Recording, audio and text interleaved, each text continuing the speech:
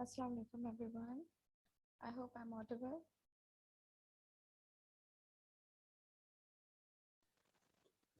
Walaikum assalam. Yes, ma'am.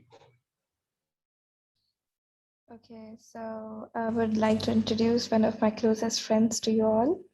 Her name is Baktavar. She has been my bachelor's friend, a very good friend since then till now. And she's also with us today. And I have got my sisters with me, Kamal and Kiran, and Sumaya and Uruj are my students. So I thought I should introduce all of you to you all. I would like to, wait for 1 or 2 more minutes so that if any student from PS Part 4 wants to join, and then I will start the session, inshallah.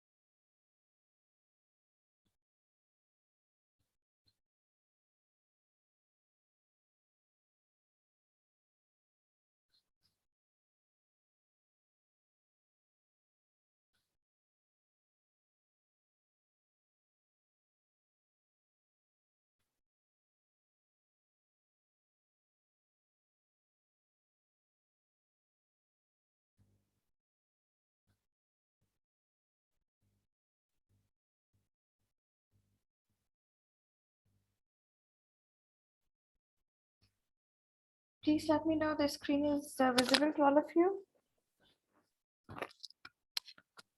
Yes, ma'am. It's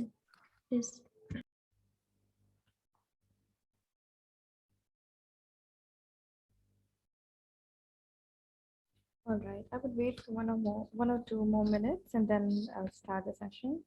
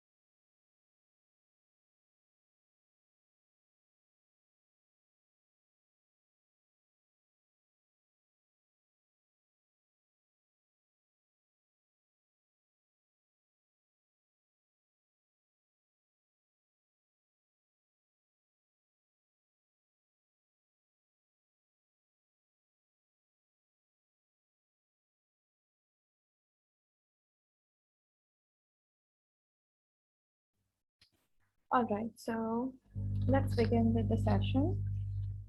Basically, the purpose of organizing this sort of workshop is to have accurate knowledge of practical technicalities of research write up.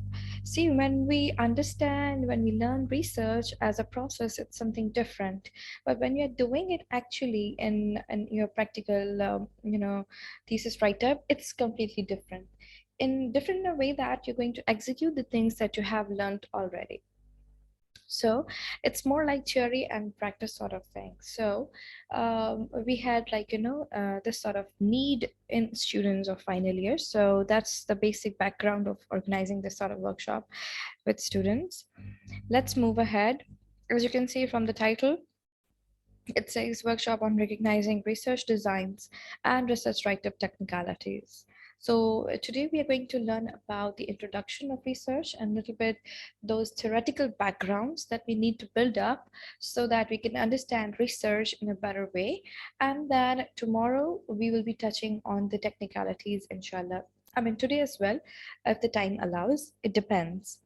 So, starting with the basic, outline of what this workshop contains and what are the key points that we'll focus on in this workshop. The very first thing that I would like to talk about is research process itself, but it would not be that much detailed, so that we can focus on the practical approach of it, not the theoretical completely, but we need to have a background knowledge about things. So for that purpose we will be having introduction about research process, and then we will have research design continuum. We will be knowing about what types of researches are there and what are the research designs basically, and basically how do they differ from one another. If you talk about practical application of them, how would I choose what type of research design I want for my study? That is basically depending upon different circumstances, keeping in view your topic, your research area, your research questions, and how do you decide about a particular design. Then we have experimental designs that also we'll be learning about in this workshop, and then we will be knowing about sampling methods. So you must be wondering how I have jumped from research designs to sampling directly. The thing is that I have had a quick survey upon the basic, difficulties that students face, and this outline is made accordingly.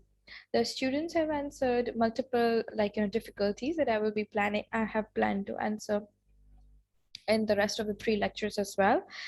But so far they are very much confused about exactly about how the execution of sampling, and then how do you select people, and what is the strategy behind that, all of this. So we're going to cover that. What is scientific reasoning? In this scientific reasoning, I'll explain different types of data and how do you actually cover the scientific approach to data collection and data analysis. Then we have quantitative and qualitative research strategies that we all know that are very much part of research process. So we'll be having a quick review about research process first, and then we will move to the rest of the topics accordingly. To talk about a research process, I need to, mention what is research itself. A systematic means of problem solving, which is said by Tuckman. This is the simplest definition you will find on internet. The most, simple definition. What is a systematic means of problem solving? Do you think research carries a problem? Yes. The answer is that a research is something that you are going to know about, which is not being answered before. Now, the question arises that do you think anything, big or anything more like, invention you're going to create with this research that you're going to do? No, we are not going to create, a new invention, but our contexts vary. For example, we are having COVID-19 in the world. We have had a lot of research on COVID-19 since it has been introduced in the world. So do you think that there's any no gap for research though we have had vaccines and everything, we have come to, a good hold on COVID-19. Do you think there is no need for research? No, the answer is that there is a need for research because the contexts always vary, right? Sometimes you generalize some results and sometimes you don't. When you don't generalize the results, there's a gap that needs to be addressed in different areas. Okay, so problem solving is the main thing. We are basically doing a research upon something which is problematic. Now, depending on different fields, for example, the problem in science may differ from the problem in arts and literature, and the problem of Islamic studies may be different from the problem of astronomy, maybe. And medicine will be different from engineering likewise. So this is how we have difference in the fields, but the one thing that remains constant is problem solving. This is what we call the main background that we're going to address in the research. I mean, if someone asks you why are you carrying out the research on this particular topic, you need to go to the research gap always. That is where you'll find the problem. Or you can say it's just that filling up the gap that is there. A systematic means it has to be one step and the second step and the third step and the fourth step. You cannot jump to fourth step and then you move to the first step. You cannot do that because it is not associated in that way manner. It has to be followed in a particular manner, and that is how we call it a systematic study of problem solving. Now I've got few characteristics of research that we learn one by one. First of all, we have talked about systematic. It is research process. It is systematic research process.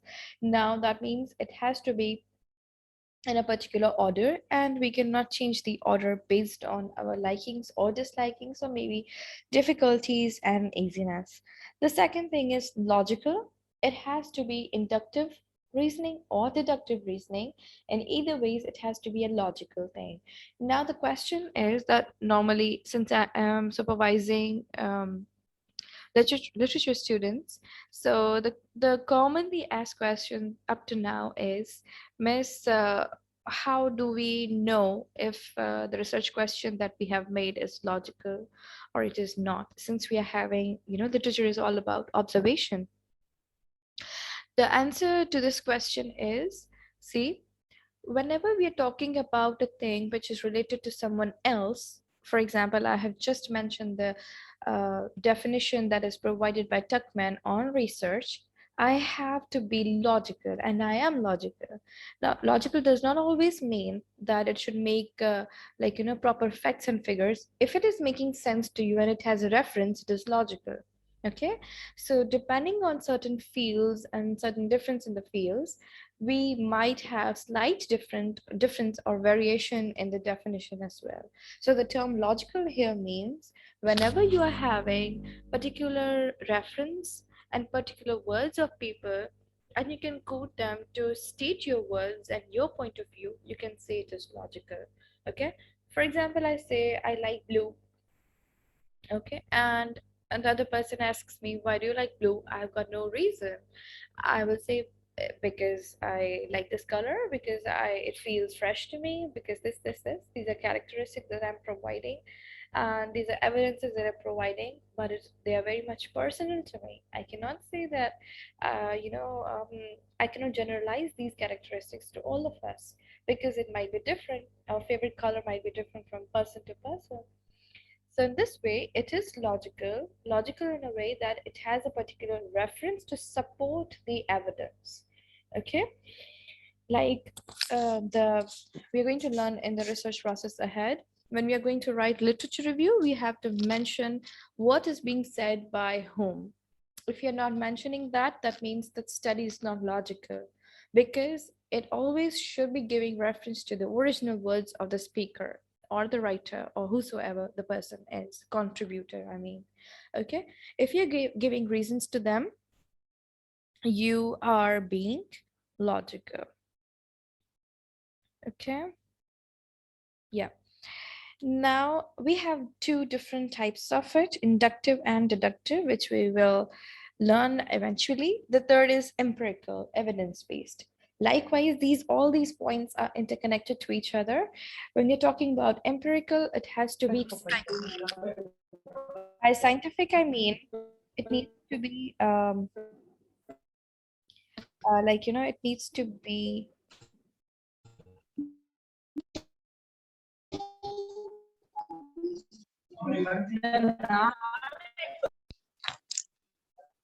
Bhaktavar, can you please mute it? Oh, thank you. Okay, so we're talking about empirical. Now, empirical is something which is evidence-based. Now, by evidence-based, I mean it has to be the facts and figures only, right? You are going to mention everything on the basis of some research already done. If you're not mentioning something out of researches, and you're saying something out of blue, means something I like it, I dislike it, I agree with it, I don't agree with it, it is this means that you're not empirical in your approach. Okay, and research does not have that parameter. Research has only one parameter, which is empirical, right? I told my students that whenever you are going to follow a write-up, I mean, in the write-up, you're not going to say, I did this, okay? Because the word I has no place in the research itself, except for a few places. For example, conclusion, maybe suggestions, maybe. And these are few places when you can have I mean, you can have the participant as a researcher, and the rest of the places you need to be going more like scientific or objective, not subjective at all, because whenever you go subjective, it doesn't look like a research itself. Right, the fourth point that I will explain is reductive generalization. Now, this is a limited sort of thing, because when you talk about quantitative approach, quantitative type of research, you will have generalization in that type of research. But when you talk about qualitative, we do not have generalizations in qualitative type of research. Okay, so but it talks about research itself. The last thing is replicable. You are not the first person to talk about this thing in the research. There are lots of people who have talked about this thing in their areas, in their contacts, in the universities, in their places, anywhere. Okay, so never ever think that I am going to be the pioneer of something, or I'm going to invent something. No, because there has been a lot of research in almost all the topics of the world. Talk about anything, everything has been already researched. So never ever have this impression in your mind that whenever you're going to conduct a research, any type or anywhere, that you're going to bring a new thing, completely new thing in this world. Okay, specifically people of arts and people of these literature students, linguistic students, we are not going to bring a new thing completely. But when you talk about science, yes, we have little bit area, little bit a corner that we might invent something new. Okay, and that new is a result that we have COVID-19 vaccine, because it's completely new thing, and it has yes, Sumaya, I would encourage if you want to ask any question.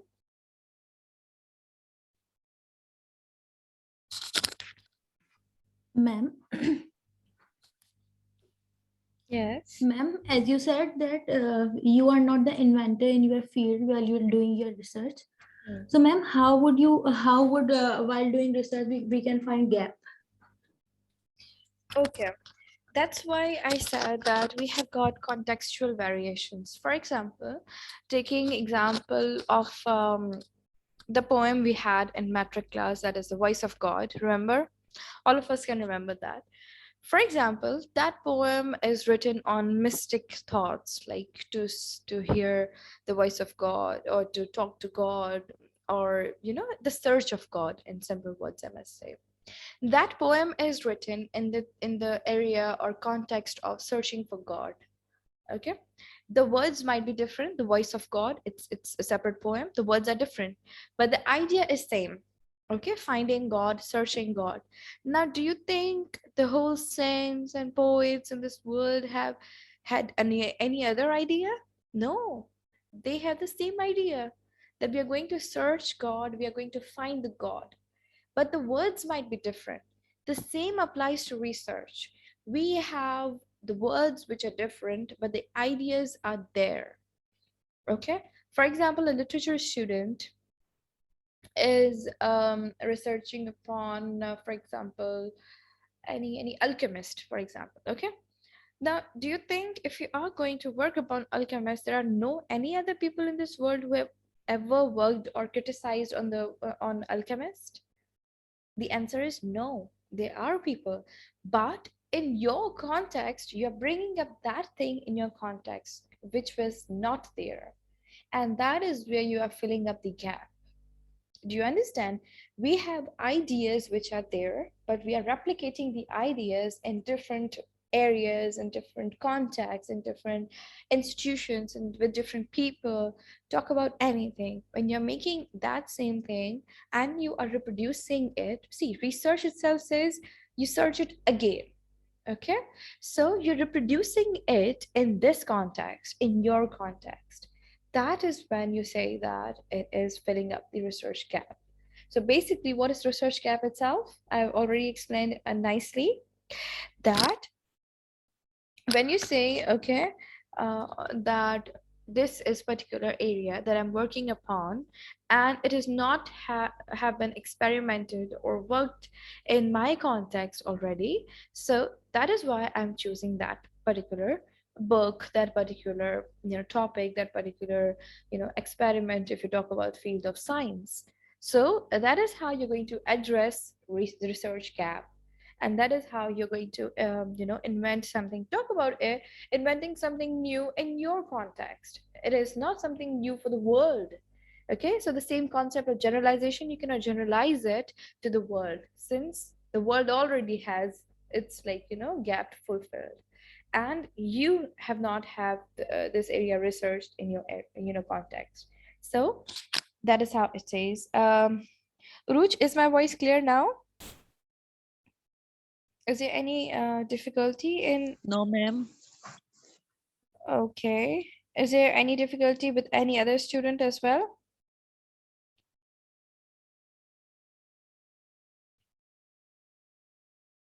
Or the rest of you can hear me properly?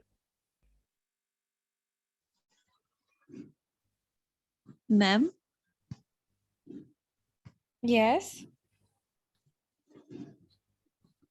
ma'am, voice are not clear. Can you refresh it sometime? Maybe. Okay, okay. Yes, ma'am. Is it now clear?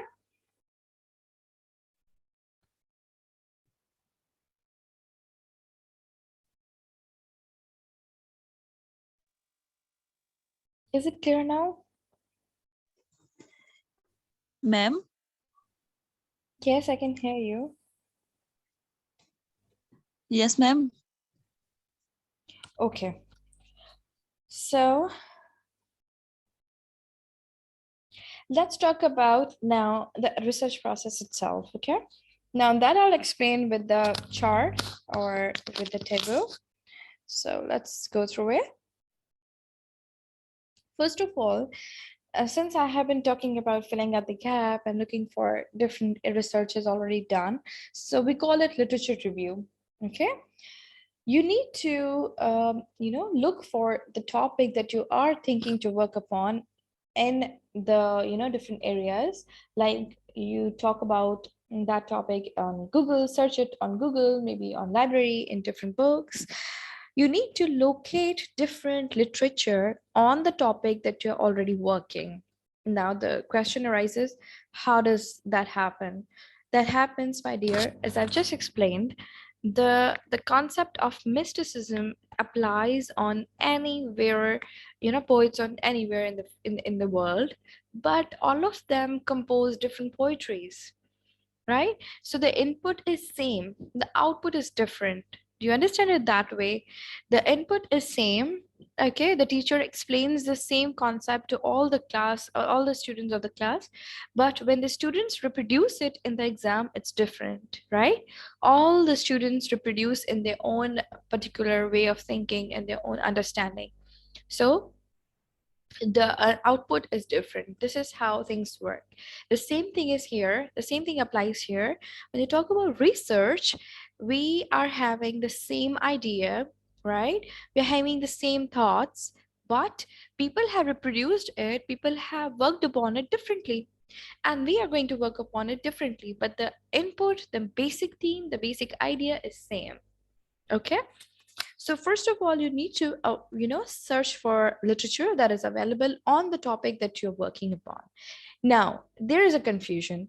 When I was teaching students research methods, Sumaya and Ruch may remember, they keep on asking me, Miss, how do we select topic and when do we select topic? Okay. So when I'm talking about the word topic, I'm not saying the topic itself, I'm saying the theme. For example, the theme of the poem Voice of God is mysticism, finding God, right? This is the thing. You will find literature available on internet, on books, in books, and on any other website or whatsoever the resource you have. You are going to find literature review available on the theme. Okay, and in the end you will formulate the topic based on the thesis that you have carried upon. The topic and the abstract are the last things to finalize, right? So the theme has to be clear in your mind that I am working upon this theme, and I will be locating research or literature review, research papers and research articles or whatsoever based on these themes. Okay, now, when you have done that, you will formulate a question. How?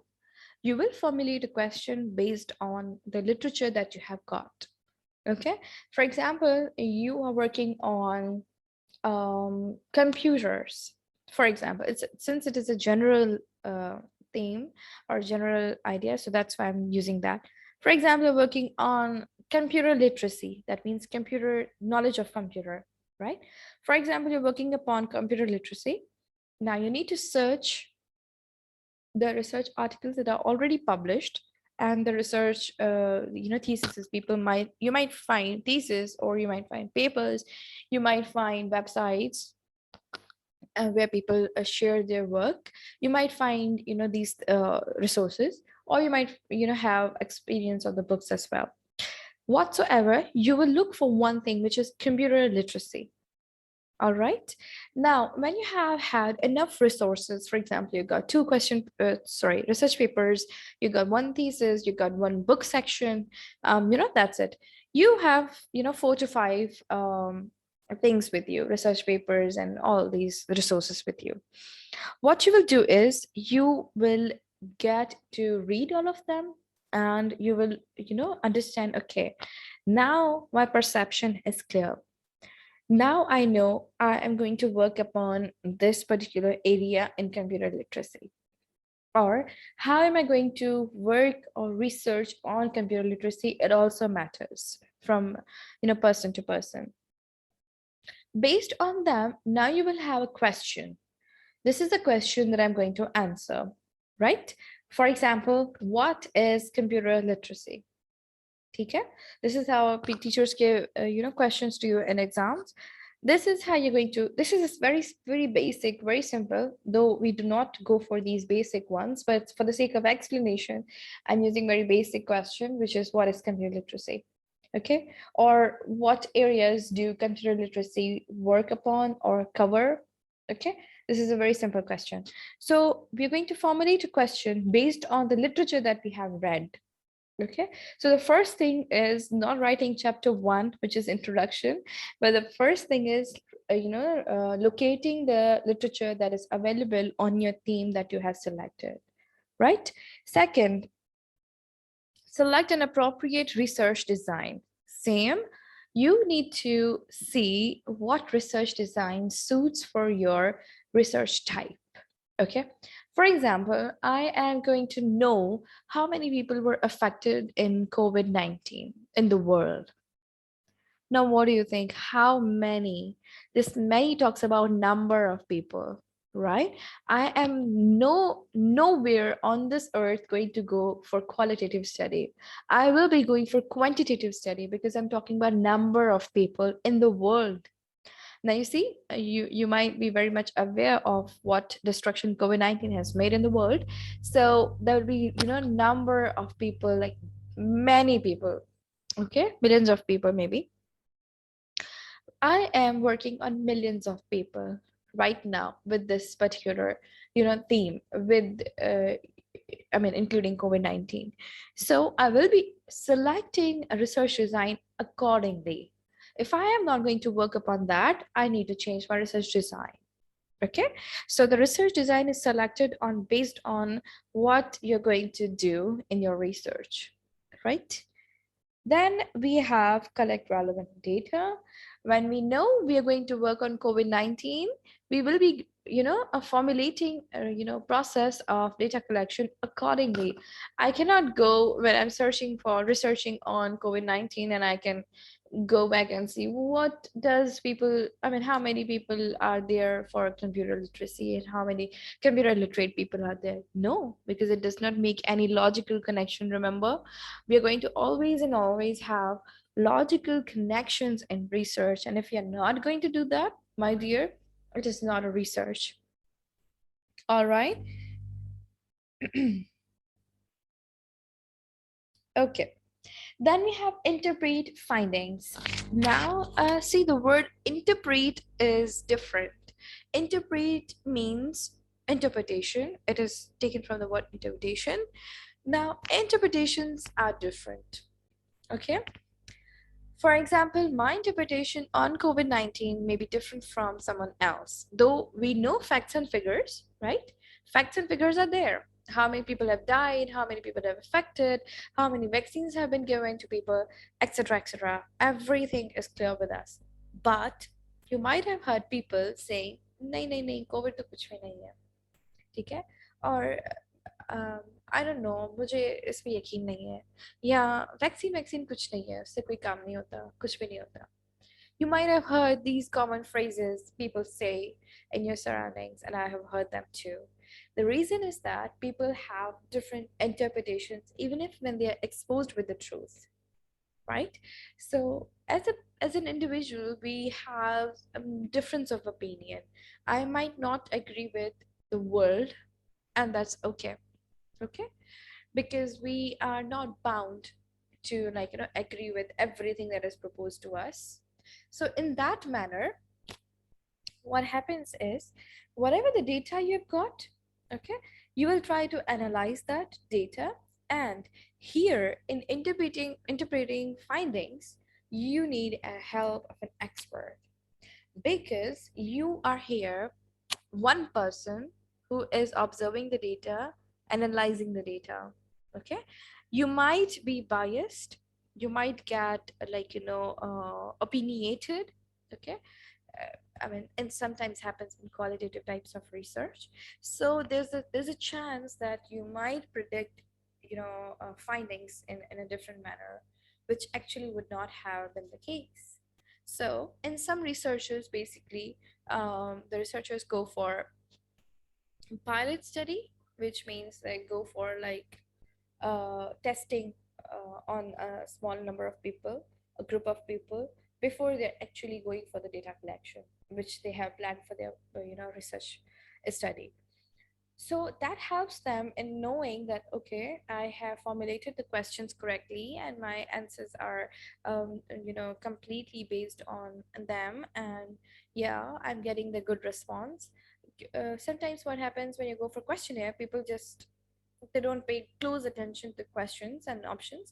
They just go like marking, okay, A option is seems fine, okay, this is B, this is fine. So maybe there are some chances that in questionnaires specifically, that you people do not pay serious attention to your questions, and they just end up giving you those questions, those responses that they might really don't have opinions. What happened in my research when I was collecting the research for MS, I went for actually qualitative action research design, and I went for interviews, which were focus group interviews, and I had a bunch of students with me. So every time I used to interview students, they used to say one thing, and the next time they say another thing, because it was an action research. I had to interview one student 3 times, so I had 25 students, so you can multiply, and that was the number of interviews that I have had in MS. So what happens is sometimes even in interviews people don't know what they're saying. So there are chances that your data is valid and it's not valid. It's quite true. Okay, and it's in the arts field, or you talk about other fields. But in science, it's different. Science, where you go for practicals, and these are the readings that you get. Science can there are less chances of, like, there are less chances of, like, errors.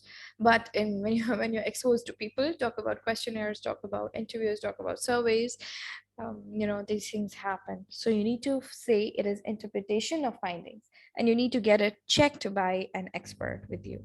Okay, then you have to publish. That publish means you're going to formulate the whole thesis, and that is how the process completes. You need to understand that from the literature review available. So that is the research process in short.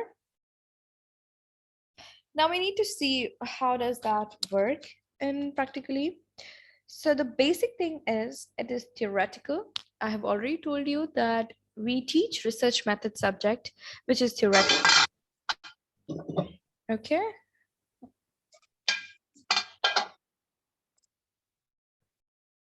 Okay. So sorry for the inconvenience caused. All right. So we were talking about the basic thing, which is theoretical, and it needs to be like studied so that you know what are the ground realities. सबसे पहले आपको research method subject पढ़ना चाहिए, which will help you understand what are the theoretical background of it. Okay, what is the theory behind this? What are different methods of doing it? And then you go for a practical. This is how it works. Scientific process means you need to go with the theory first and then with the practical. It is more invasive means it is more particular about every detail, right? You need to keep that in mind. Is it laboratory based? Yes, for science it is laboratory based, and for other fields it is not laboratory based. Just give me a minute. Okay, we have 1 minute left, and the class will be over. So I will restart the class because it is 45 minutes scheduled. So I'm going to restart the class, and please continue joining the class again.